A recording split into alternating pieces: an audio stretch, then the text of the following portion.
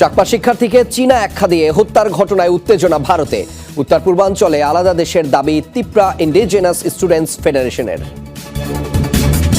২০ দফার শান্তি পরিকল্পনা নিয়ে যুক্তরাষ্ট্রে ইউক্রেনের প্রেসিডেন্ট ট্রাম্প জেলেনস্কি বৈঠকের আগ মুহূর্তে বড় হামলা রাশিয়ার, বেশ কিছু এলাকা দখলের ঘোষণা। তুষার ঝড়ে যুক্তরাষ্ট্রের একাধিক অঙ্গরাজ্যে যোগাযোগ ব্যবস্থার বিপর্যয়, বাতিল হাজার হাজার ফ্লাইট, রেল লাইনের তার ছিঁড়ে ব্যাহত ট্রেন চলাচল।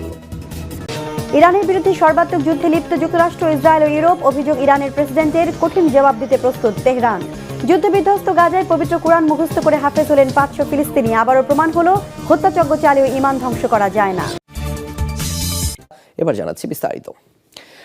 উত্তরাখণ্ডে চীনের নাগরিক আখ্যা দিয়ে এক চাকমা শিক্ষার্থীর মৃত্যুর ঘটনায় উত্তেজনা ছড়িয়েছে উত্তর পূর্ব ভারতে। ওই অঞ্চলের নাগরিকদের সাথে অবিচারের অভিযোগ তুলেছে ত্রিপুরার নৃগোষ্ঠী শিক্ষার্থীদের সংগঠন তিপ্রা ইন্ডিজেনাস স্টুডেন্টস ফেডারেশন। দাবি আলাদা দেশের। এমনকি অ্যাঞ্জেল চাকমা নামের ওই যুবকের হত্যার বিচারের দাবিতে আন্দোলনের ডাকও দিয়েছে সংগঠনটি। বর্ণবাদী এই ঘটনার প্রতিবাদে ভারত জুড়েই সোচ্চার হচ্ছেন অনেকেই। ২৪ বছরের চাকমা শিক্ষার্থী অ্যাঞ্জেল ভাইয়ের সাথে বাজারে গিয়ে নির্মম বর্বরতার শিকার হয়েছেন। একদল মদ্যপ যুবকের বর্ণবাদী মন্তব্যের প্রতিবাদ জানান তিনি। ফলাফল ১৫ দিন লড়েন মৃত্যুর সাথে পাঞ্জা। ৯ ডিসেম্বর উপর্যুপরি ছুরিকাঘাতে গুরুতর আহত হওয়ার পর হাসপাতালের আইসিইউতে চিকিৎসাধীন ছিলেন অ্যাঞ্জেল চাকমা। গত শুক্রবার মৃত্যু হয় তার। অভিযোগ, তাকে চীনা ও নেপালি আখ্যা দিয়ে হামলা চালায় অপরাধীরা। এ ঘটনায় এখন পর্যন্ত ৫ জন গ্রেফতার হয়েছে। 9 तारीख के शाम की घटना थी। ৯ ডিসেম্বরের ঘটনা। দুই ভাই প্রয়োজনীয় কাজে বাইরে গেলে স্থানীয় কিছু যুবক তাদের সাথে তর্কে জড়ায়। মারামারি লাগলে তাদের উপর ছুরি ও রড দিয়ে হামলা চালায় স্থানীয়রা। এ ঘটনায় হত্যা মামলা হয়েছে। সিসিটিভি ফুটেজ পর্যালোচনা করে ৫ জনকে গ্রেফতার করা হয়েছে। जिसमें बताया गया कि 1-2 चाकू से वार किए गए। ত্রিপুরার নাগরিক ও বিএসএফ সদস্যের সন্তান অ্যাঞ্জেল চাকমার মৃত্যুতে ক্ষোভ ছড়িয়েছে উত্তর পূর্ব ভারতে। অঞ্চলটিকে আলাদা দেশ হিসেবে গড়ে তোলার দাবি তুলেছে তিপ্রা ইন্ডিজেনাস স্টুডেন্টস ফেডারেশন। এই হত্যাকাণ্ডের বিচারের দাবিতে আন্দোলনে নামার ঘোষণাও দিয়েছে ছাত্র সংগঠনটি। যা ঘটেছে তা নতুন নয়। এটা শুধু অ্যাঞ্জেলের মৃত্যু নয়, উত্তর পূর্ব ভারতের সবার মৃত্যু। কেন্দ্রীয় সরকারকে বলতে চাই, আপনারা যদি আমাদের শ্রদ্ধা, মর্যাদা এবং ভালোবাসা দিতে না পারেন, তাহলে আলাদা দেশ দিন। জাতিগত সহিংসতার এই ঘটনায় ভারত জুড়েই ক্ষোভ ছড়িয়েছে। টুইট বার্তায় ঘটনাকে মর্মান্তিক আখ্যা দিয়েছেন ত্রিপুরার মুখ্যমন্ত্রী মানিক সাহা। জানান, দোষীদের বিচারে নিশ্চয়তা দিয়েছেন উত্তরাখণ্ডের মুখ্যমন্ত্রী। নতুন বছর উদযাপনকে কেন্দ্র করে আইন শৃঙ্খলা পরিস্থিতি নিয়ে উদ্বেগ রয়েছে ভারতে। রাজধানী দিল্লি সহ বিভিন্ন স্থানে জোরদার করা হয়েছে নিরাপত্তা ব্যবস্থা। এরই মধ্যে দিল্লিতে অপারেশন আঘাত 3 নামের বিশেষ অভিযান পরিচালনা করেছে পুলিশ। ২৪ ঘন্টায় প্রায় ৩,০০০ মানুষকে জিজ্ঞাসাবাদ আর ৬ শতাধিক সন্দেহভাজনকে আটক করা হয়েছে। জব্দ করা হয়েছে দেশি পিস্তল, ছুরি, অবৈধ মদ আর চুরি যাওয়া অর্থসহ বিভিন্ন সামগ্রী। অনেকের নামেই মামলা করেছে পুলিশ। গেল মাসে ভয়াবহ সন্ত্রাসী হামলায় কেঁপে ওঠে ভারতের রাজধানী দিল্লির লালকেল্লা এলাকা। এ ঘটনায় বেশ কয়েকজন হতাহত হয়। রাজধানীর গণ্ডি পেরিয়ে আতঙ্ক ছড়ায় গোটা ভারত জুড়ে। ভয়াবহ সেই হামলার পর প্রশ্নের মুখে পড়ে দেশটির নিরাপত্তা ব্যবস্থা। তাই এবার নিউ ইয়ার উদযাপনের আগে নিরাপত্তা জোরদারের ব্যবস্থা নেয় প্রশাসন। দিল্লির অপরাধপ্রবণ এলাকাগুলোয় আঘাত 3 নামের বিশেষ অভিযান শুরু করে দিল্লি পুলিশ। প্রায় ১,৩০০ মানুষকে জিজ্ঞাসাবাদ করা হয়। অভিযান শুরুর ২৪ ঘন্টার মধ্যে আটক করা হয় কয়েকশো সন্দেহভাজনকে। পুলিশ জানায়, বিভিন্ন স্থানে অভিযানে ২৪টি দেশীয় পিস্তল ও ৪৪টি ছুরি জব্দ করেছে তারা। পাশাপাশি প্রায় ৩০,০০০ বোতল অবৈধ মদ আর ১০ কেজি গাঁজা উদ্ধার করেছে পুলিশ। এছাড়া নগদ অর্থসহ চুরি যাওয়া বিভিন্ন মূল্যবান সামগ্রী জব্দ করা হয়। সন্দেহের জেরে প্রায় ২৫০টি মোটরসাইকেল আর একটি প্রাইভেট কারও নেওয়া হয় হেফাজতে। আমি অত্যন্ত আনন্দের সাথে বলছি, সাউদার্ন রেঞ্জের দক্ষিণ ও দক্ষিণ পূর্ব জেলাগুলোতে সংগঠিত অপরাধ দমনে অপারেশন আঘাত পরিচালনা করা হয়েছে। অভিযানের সময় প্রায় ২৮৫০ জনকে আটক করে জিজ্ঞাসাবাদ করা হয় এবং প্রায় ৬০০ জন অপরাধীকে আটক করা হয়েছে। আমাদের এই অভিযান অত্যন্ত সফল হয়েছে। তবে শুধু দিল্লিতেই নয়, নিরাপত্তা জোরদার করা হয়েছে উত্তরপ্রদেশের বারাণসী ঘাট আর মানালি সহ বিভিন্ন পর্যটন কেন্দ্রগুলোতে। সেসব স্থানে প্রতিনিয়ত টহল আর নজরদারিতে হিমশিম অবস্থা পুলিশ ও নিরাপত্তা বাহিনীর সদস্যদের। তাণ্ডব, অবৈধ ইসরায়েলি বসতি স্থাপনকারীদের হামলায় জ্বলে উঠল ফিলিস্তিনি বাড়ি ও গাড়ি। অধিকৃত পশ্চিম তীরে অবৈধ ইসরায়েলি বসতি স্থাপনকারীদের হামলায় ফিলিস্তিনিদের বাড়িঘর ও সম্পত্তির ব্যাপক ক্ষয়ক্ষতি হয়েছে। রোববার স্থানীয় সূত্রে বরাতে এই তথ্য জানিয়েছে সংবাদ মাধ্যম। সূত্রগুলো আনাদুলুকে জানায়, উত্তর পশ্চিম তীরে নাবলুসের দক্ষিণে হাওয়ারা শহরে একদল অবৈধ বসতি স্থাপনকারী আর 2টি ফিলিস্তিনি বাড়িতে হামলা চালায়। তারা বাড়ির দেয়ালে হুমকিমূলক বার্তা লিখে স্প্রে করে। এই সময় 2টি ফিলিস্তিনি গাড়িতে আগুন ধরিয়ে দেওয়া হয়। ফিলিস্তিনের সরকারি বার্তা সংস্থা ওয়াফার তথ্য মতে, দক্ষিণ পশ্চিম তীরে বেতলেহেমের আলজাবা শহরে আরেকটি ফিলিস্তিনি গাড়িতেও আগুন দিয়েছে অবৈধ বসতি স্থাপনকারীরা। এছাড়া উত্তর পূর্ব রামাল্লার তুরমুসায়া শহরে একটি পৃথক হামলায় বসতি স্থাপনকারীরা নির্মাণাধীন ঘরবাড়িতে ভাঙচুর চালায় এবং ঘরের দরজা চুরি করে নিয়ে যায় বলে জানিয়েছে ওয়াফা। পূর্ব জেরুজালেমের উত্তর পূর্বে মুকমাস শহরে অবৈধ ইসরায়েলি বসতি স্থাপনকারীরা অন্তত 40টি জলপাই গাছ উপড়ে ফেলেছে। ওয়াফার প্রতিবেদনে বলা হয়েছে, সম্প্রতি এলাকার কাছে একটি নতুন বসতি ফাঁড়ি স্থাপন করা হয়েছে, আর যেখানে বসতি স্থাপনকারীরা জড়ো হয়ে ফিলিস্তিনি কৃষকদের উপর হামলার পরিকল্পনা করছে। গত বৃহস্পতিবার ফিলিস্তিনের কৃষি মন্ত্রণালয় জানায়, মাত্র এক সপ্তাহে ইসরায়েলি সেনাবাহিনী অবৈধ বসতি স্থাপনকারীদের হামলার পশ্চিম তীরে 8,000-এর বেশি জলপাই গাছ ধ্বংস হয়েছে।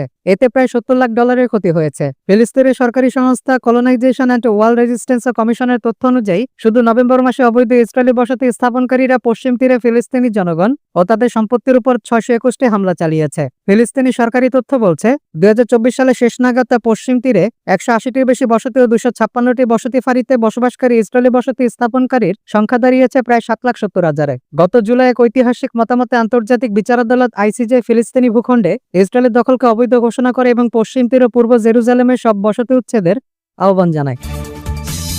মধ্যপ্রাচ্যে চলমান অস্থিরতার মাঝেই নতুন করে বিস্ফোরক অভিযোগ তুলেছেন ইরানের প্রেসিডেন্ট মাসুদ পেজেশকিয়ান। তার অভিযোগ, যুক্তরাষ্ট্র, ইসরায়েল ও ইউরোপ মিলে ইরানের বিরুদ্ধে সর্বাত্মক যুদ্ধ চালাচ্ছে। তবে সম্ভাব্য নতুন হামলা মোকাবেলায় এবং শত্রুদের যে কোনো সময়ের চেয়ে কঠোর জবাব দিতে ইরান প্রস্তুত বলে হুঁশিয়ারি জানিয়েছেন তিনি।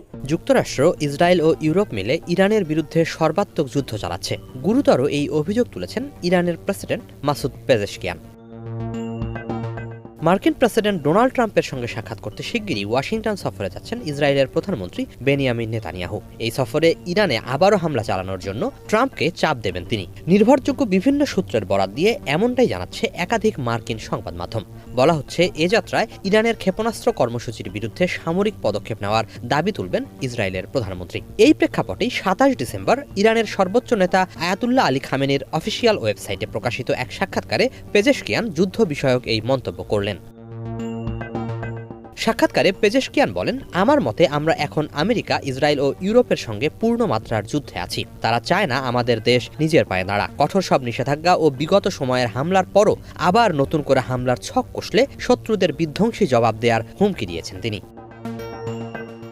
ইরানের প্রেসিডেন্ট হুঁশিয়ারি দিয়ে বলেন, যুক্তরাষ্ট্র ও ইসরায়েল নতুন করে কোনো আগ্রাসন চালালে জুন মাসের যুদ্ধের তুলনায় আরও কঠোর ও দৃঢ় জবাব দেবে তেহরান। তিনি বলেন, সামরিক বাহিনী কঠোরভাবে নিজেদের দায়িত্ব পালন করছে। সব সংকট সত্ত্বেও গতবার যুক্তরাষ্ট্র ইসরায়েলি হামলার সময়ের তুলনায় এখন ইরান সমরাস্ত্র ও জনবল দুই দিক থেকেই বেশি শক্তিশালী। তাই শত্রুরা যদি আবার হামলা করতে চায়, স্বাভাবিকভাবেই আরও কঠোর জবাবের মুখে পড়বে।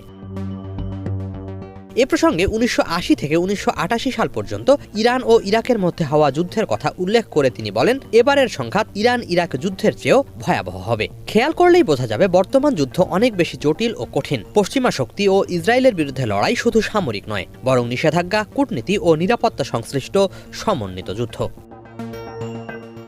সম্ভাব্য আগ্রাসন মোকাবেলায় জাতীয় ঐক্য রক্ষা করাই সবচেয়ে গুরুত্বপূর্ণ উল্লেখ করে পেজেশকিয়ান বলেন, জনগণ যদি ঐক্যবদ্ধ থাকে তাহলে পশ্চিমারা আবারও হামলা চালাতে নিরুৎসাহিত হবে।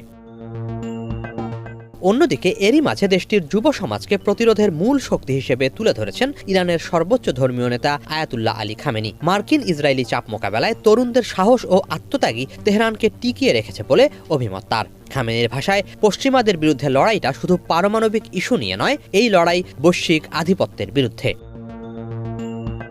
ইসরায়েল ও যুক্তরাষ্ট্র ইরানে হামলা চালানোর পর ফ্রান্স, জার্মানি ও যুক্তরাজ্য ইরানের পারমাণবিক কর্মসূচিকে কেন্দ্র করে জাতিসংঘের নিষেধাজ্ঞা পুনর্বহাল করে। যুক্তরাষ্ট্র ও তার মিত্রদের অভিযোগ, ইরান পারমাণবিক অস্ত্র অর্জনের চেষ্টা করছে। নতুন করে এই নিষেধাজ্ঞা আরোপে ক্ষোভে ফুঁসছে তেহরান।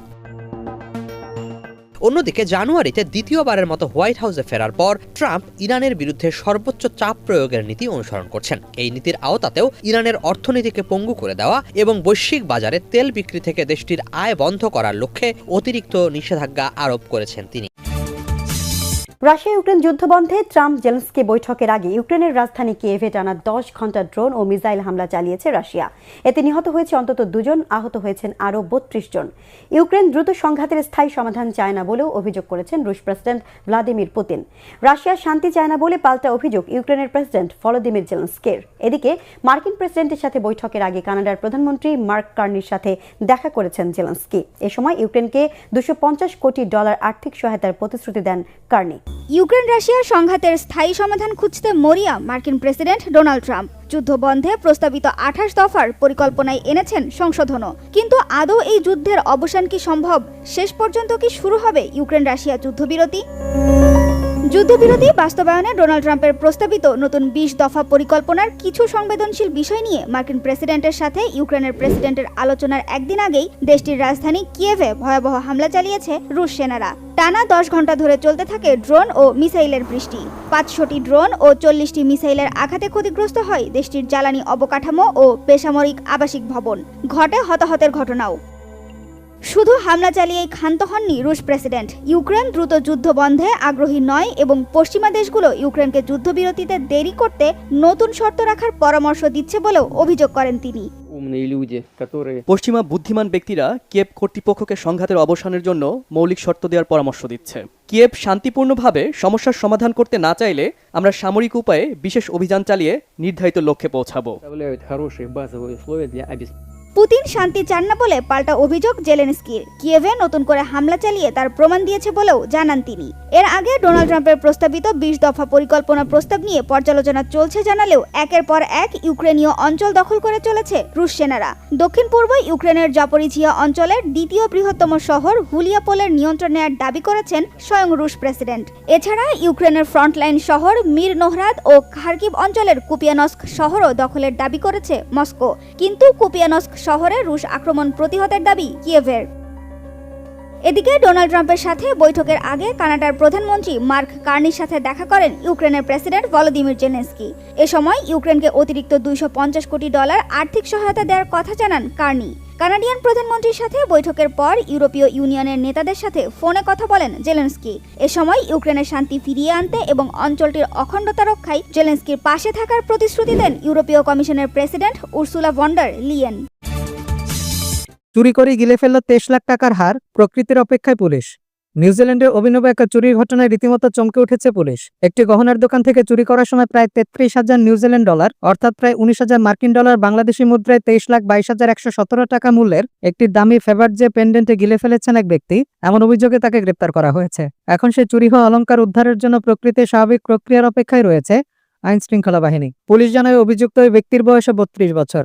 তার নাম প্রকাশ করা হয়নি। গত 28 নভেম্বর অকল্যান্ডের প্যাট্রিসা জুয়েলার্স নামের একটি গহনার দোকান থেকে তিনি অলংকৃত একটি ফেভারজে অক্টোপাস পেন্ডেন্টে গিলে ফেলেন বলে অভিযোগ উঠেছে। গত 3রা ডিসেম্বর অ্যাসোসিয়েটেড প্রেস এপিকে এক বিবৃতিতে পুলিশ জানায় এখনো পর্যন্ত চুরি হওয়া পেন্ডেন্টটি উদ্ধার করা সম্ভব হয়নি। ইন্সপেক্টর গ্রে অ্যান্ডারসন বলেন, গ্রেপ্তারের পর অভিযুক্তের পূর্ণ স্বাস্থ্য পরীক্ষা করা হয়েছে এবং সার্বক্ষণিক নজরদারির জন্য একজন পুলিশ কর্মকর্তাকে দায়িত্ব দেওয়া হয়েছে। তবে এখনো পেন্ডেন্টের কোনো সন্ধান মেলেনি। অভিযোগ অনুযায়ী চুরির ঘটনার মাত্র কয়েক মিনিটের মধ্যে দোকানের ভেতর থেকে ওই ব্যক্তিকে আটক করা হয়। পরদিন 29 নভেম্বর তাকে অকল্যান্ডের ডিস্ট্রিক্ট কোর্টে হাজির করা হয়। তবে তখনও তিনি চুরির অভিযোগে নিজেকে দোষী বা নির্দোষ